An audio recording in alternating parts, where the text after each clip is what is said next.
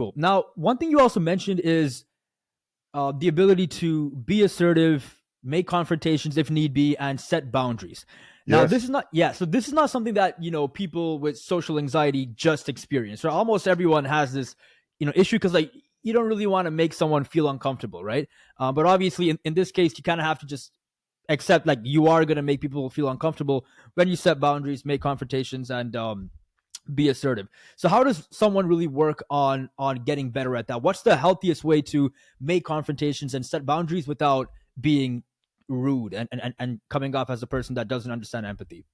It goes back to unconditional acceptance of self with positive regard, Okay. because a lot of people with social anxiety have a bad habit of being walked over. Hmm. If you come to accept yourself unconditionally, right, then you're not going to put up with disrespect or bad behavior towards you from anybody. Once you're in that place, you can easily say, hey, this behavior is not okay. Don't do it again, or I'm going to cut ties with you. Something like that, right? So so once you're able to accept yourself and you say, oh, I'm okay, it becomes easier to set boundaries almost automatically without any training. Okay.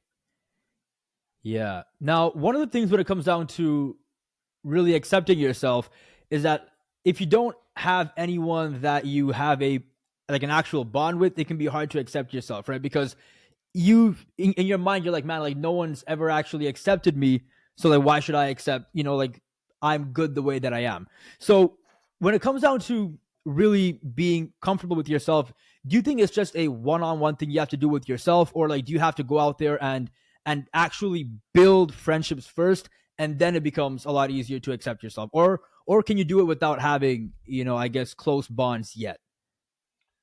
You can do it with yourself. Are you in that situation? If your self-esteem is really low, you need a Yeah. professional to help you. Okay, there we go. Okay, because Hmm. from being it from a place of okay, now you can engage with other people, right? Because you don't want to fall for the mistake of habitually seeking validation from other people. That Hmm. you're not going to make any progress. Now you're dependent on other people to feel good about yourself, Yeah. right? You want. I mean, if you're a righteous person, if you have good intentions, you want to recognize that about yourself, right? Nobody's perfect. You need if you're doing bad things or if you're not doing the right thing, you need feedback from others and what have you not. But the first is that you have to accept yourself unconditionally. Okay, so you're saying that if you just solve that problem first, you can make um confrontations in a much more natural way. Like it's not going to take much training, really.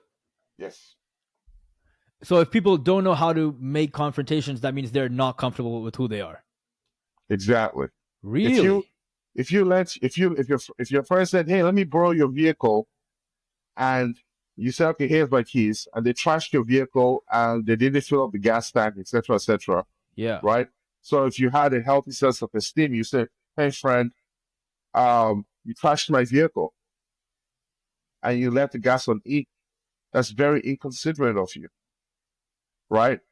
And how that friend responds to you will let you know if it's a relationship you want to continue. Okay. Yeah. So the other person also has to have the ability to accept their mistakes, right? And if they Exactly. don't, then it's probably time for you to, okay. Hmm. Right? So you don't want people to disrespect you or just walk all over you. Hmm. Okay. So that's really interesting. So, but like, what if someone actually does feel comfortable in their own skin, but they're scared to put themselves in a situation where they don't know what's going to happen, right? Because when you're not certain about the outcome, that tends Hmm. to make people feel a bit like scared, right? So is it the same thing with those people as well, or is that like a different issue? Well, that's context matters. Is the Yeah, context person you're matters. Yeah, confronting unstable? yeah, yeah, Does the yeah, person have a history of acting out violently or something like that? yeah, Right? yeah. Okay. Is it a say is it a girlfriend? Are you afraid of losing the relationship and what have you not? If you confront her for bad behavior, what have you not? Yeah. So these contexts matter because if you're secure in who you are, you can just tell people the truth about how you feel about a certain behavior they exhibit. Mm. Okay, so I guess one of the things you could really tell yourself is the way the other, like, if you're being polite and obviously just trying to approach it in like a friendly way, you can tell yourself, if they have a certain reaction, that's pretty much on them, right? Like my job is to, stand up for myself, be polite and be respectful and just put it out there. And if they have an issue, that's kind of their problem. So you kind of, get yourself away from the situation and don't kind of attach their response to your self-worth. That's kind of, I guess, where it really comes down to.